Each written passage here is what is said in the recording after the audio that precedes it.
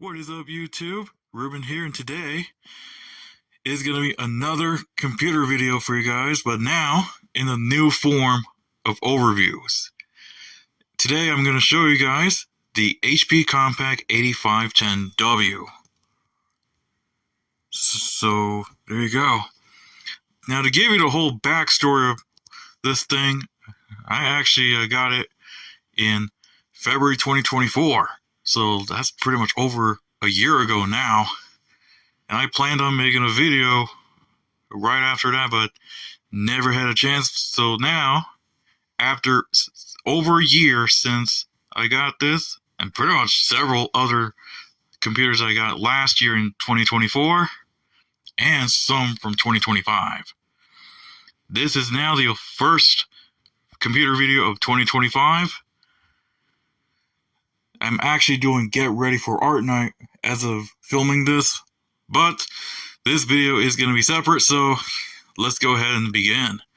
Now, this is the mobile workstation variant of the regular 8510P, but instead of the Intel graphics that you got on the 8510P, you actually got NVIDIA graphics, and you may even see it right there, NVIDIA Quadro. So this one has the NVIDIA Quadro FX570M. So there you go.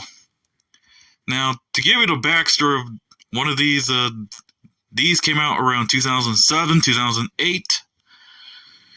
So of course it will have Windows Vista or Windows XP if you want to do the downgrade rights back in the day.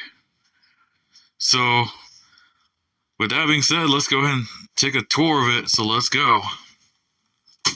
So going through the front here, if I can focus right, we got the Wi-Fi indicator, power, charging, and the hard drive indicators.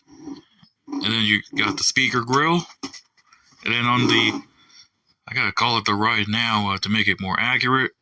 So on the right, you'll find the headphone and microphone jacks, 2 USB 2.0 ports, and this one actually has a Blu-ray DVD drive. You have a BD-ROM drive, which means it actually supports Blu-ray discs, which means it can go up to 25 gigabytes of DVD space.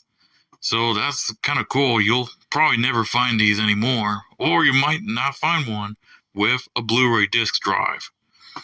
And then, of course, you have your 56K modem. And on the back, it's going to be your battery right here, as well as the charging port. This is a DC in jack, and then VGA.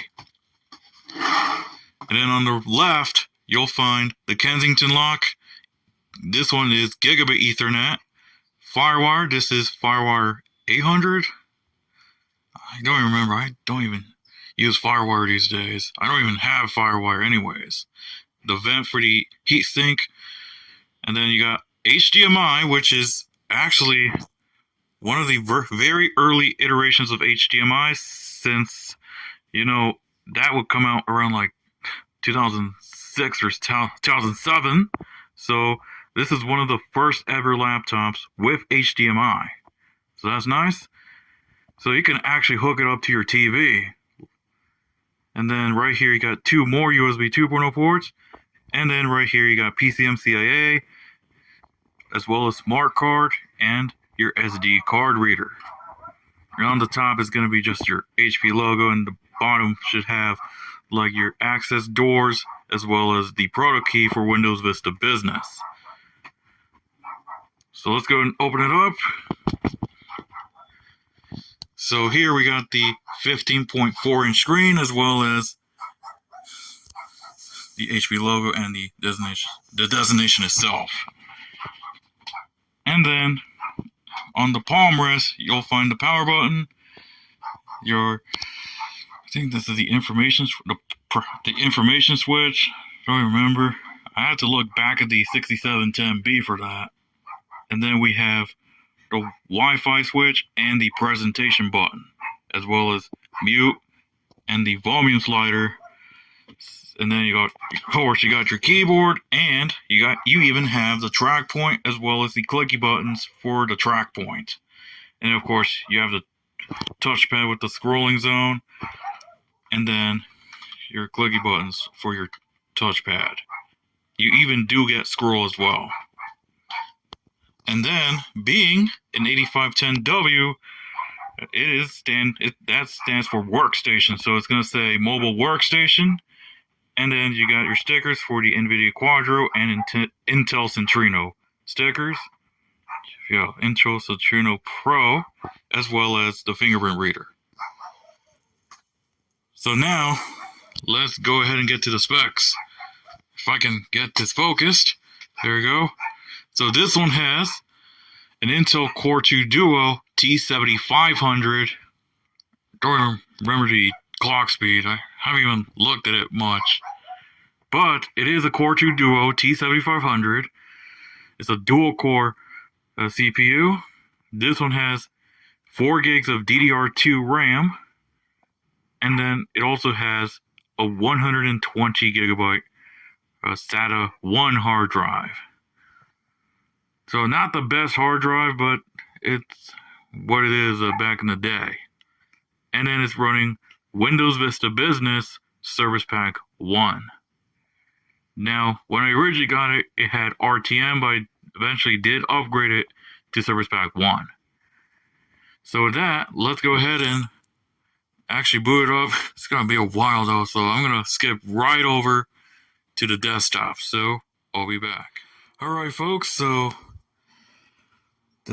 we're on the desktop, so let's go right into system properties. So as you can see, running Windows Vista Business Service Pack 1 with 4 gigs of RAM. And we're running Windows Vista Business 32-bit. And as you can see, we have the Core 2 Duo T7500 running at 2.2 gigahertz. And you'll notice right off the bat, it is a high resolution display running at 1920 by 1200. And let's go to the Windows Experience Index, which here we got 5.1 for processor, 4.8 for RAM, 5.9 for graphics, 5.4 for gaming, and then 5.2 for the hard drive. Now let's go over to graphics, because I'm going to tell you guys the NVIDIA graphics right here. So this one is the NVIDIA Quadro FX 570M running at 256 megabytes of graphics.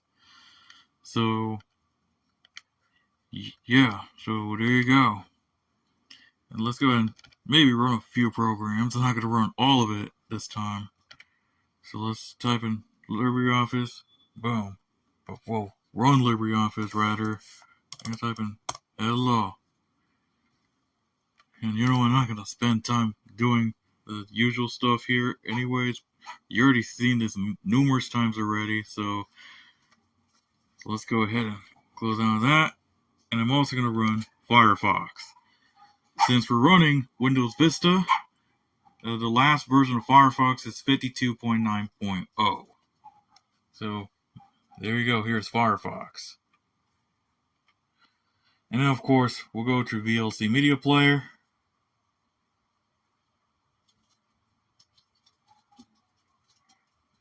Boom, here it is. So that is VLC. So now, at this point,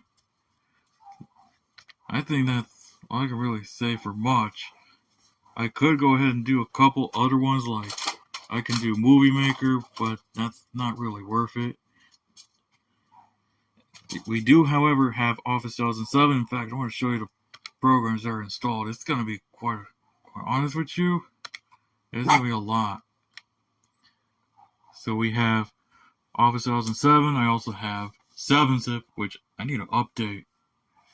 We also got a lot of junk here, like crap that we have to look at when it comes to OEM software.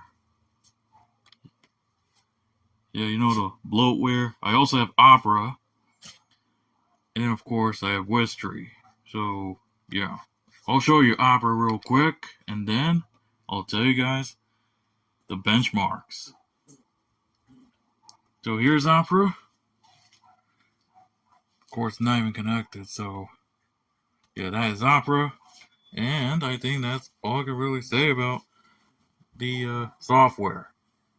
So now, as those benchmarks, yes, for the benchmarks though, yeah, I've tested a couple games off camera, and I also did CPU-Z. So let's start with that one. So results will be on the bottom left. So starting off with CPU-Z, we saw a single core score of 81.2, and the multi score, the multi core score being 156.5. So that's CPU-Z right there. And I also tested 3 games, and those are normally not found on like Steam or something like that. Starting off with Classic Cube, which is basically Minecraft, but to run on older hardware. I saw an average of 57 FPS with 1% lows, actually 0.1% lows, down to 29. When there's a lot going on, that's by chunking a tree at a random place. The next one is Open Arena, which does run well on this system. This camera really isn't doing well. We saw an average of 90 FPS with 0.1% lows down to 74. So not a bad experience. And then the last one is Slender to 8 Pages, which is a 2012 title and actually much more intensive too. Yeah, the average was not that great, with average being 34.4 FPS, so basic 34 FPS with 0.1% lows down to 18. So if you want to play Slender, probably it's not going to be the time to play that title. Being an intensive 2012 game, yeah, it's probably not suited for this particular graphics card. And yes, it is MXM, which means, I think it's MXM. It is upgradable, so you can change out the graphics card. So, yeah. For Slender, I used 1024 by 768 with no fog and low grass level, setting it in the simple settings. So that's basically medium. For Open Arena, I used 1920 by 1200, which is the native resolution. And Classic Cube, well, it's basically just the default settings, which is high. In fact, very high indeed. So, yeah, so there you go. I think that's going to wrap it up for the review. So, with that, well, the overview anyways. So that's going to be the overview of the HP Compaq 8510W. So thank you guys for watching. Please be sure to hit the subscribe button and also follow me on X at RubenOperator17. Or you can follow me on Instagram at Ruben the Transit Fan. So that's going to be the overview of the HP Compaq 8510W. So, with that being said, I'll see you next time.